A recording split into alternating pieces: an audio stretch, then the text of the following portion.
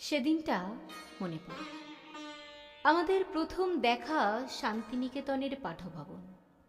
স্বনামধন্য ব্যারিস্টার, রাজনৈতিক ব্যক্তিত্বের কন্যা, কবি রবীন্দ্রনাথ ঠাকুরের স্নেহধন্যা, সহপাঠী প্রিয়দর্শিনী। আমি হলাম কোচবিহারের রাজা জিতেন্দ্র নারায়ণ উপবাহাদুর ও ইন্দিরা রাজের কন্যা রাজকুমারী গায়ত্রী নারায়ণা। শান্তিনিকেতনে প্রিয়দর্শিনীর যথেষ্ট খ্যাতি। সর্বকর্মে পারদর্শী, রূপসী, মেধাবী, মহীয়সী। আমি কোচবিহারের রাজকুমারী, ঘোড়সাওয়ারি, শিকারে পারদর্শী, পোলো গ্রাউন্ডের খেলোয়াড়ি, ব্রিটেনের দ্য ভোগ ম্যাগাজিনে বিশ্বের 10 জন মহীয়সী সুন্দরীর মধ্যে আমিও সুন্দরী।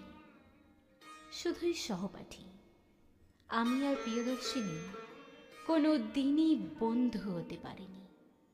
তবুও আমি প্রতিদ্বন্দ্বিতা চাইনি। আত্ম অহংকার সর্বশ্রেষ্ঠের বড়াই, সেই থেকেই কি দুজনার পথ চলাতে এত প্রতিদ্বন্দ্বিতা, এত লড়াই?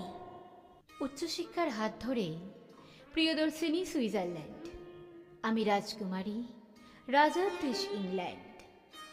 রাজকুমারীর ভালোবাসার পোলো গ্রাউন্ডে জয়পুরের মানসিং রাজকুমার নন্দন প্রণয়ের আবদ্ধে জড়ালাম ওর আলিঙ্গন।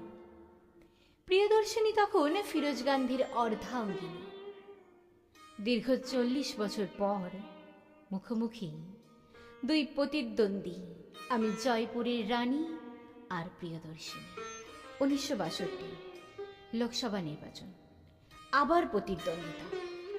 জয়পুর স্বতন্ত্র দলের হয়ে মানুষের বিপুল সমর্থন। রাজনীতির সোপান আমার এক অভিনব উত্থাপন সংসদ ভবন। বিরোধী দলের সমালোচনা, আমার ভাষণ চর্চা সবার মুখে মুখে। নাম ছড়িয়ে পড়ল দিকে দিকে গিনিস বুকে।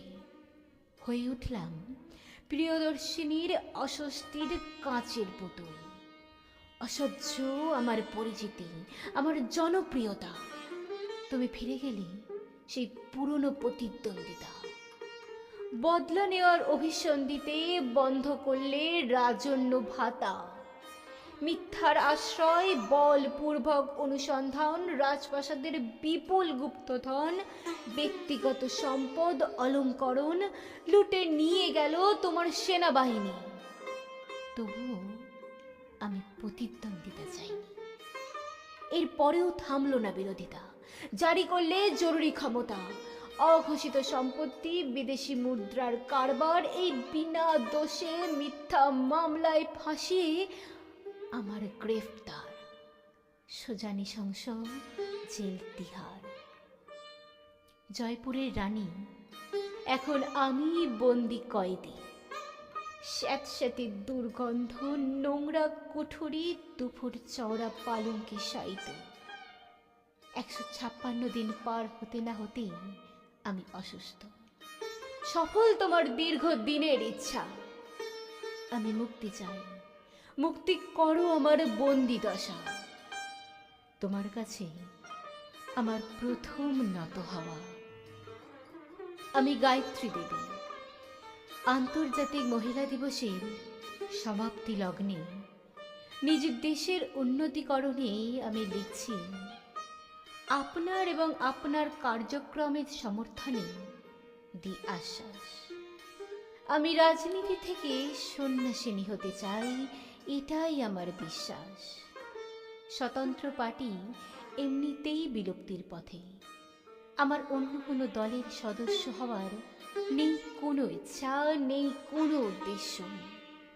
বন্দিদশা থেকে আমাকে করা হোক মুক্ত। আমি মুক্ত। আজ তুমি জিতেছ সত্য। প্রিয়দর্শিনী, সফল তোমার উদ্দেশ্য। অহিংসার পথ আজ উন্মুক্ত। ওং শান্তি, ওং শান্তি, ওং শান্তি হোক মুখরিত।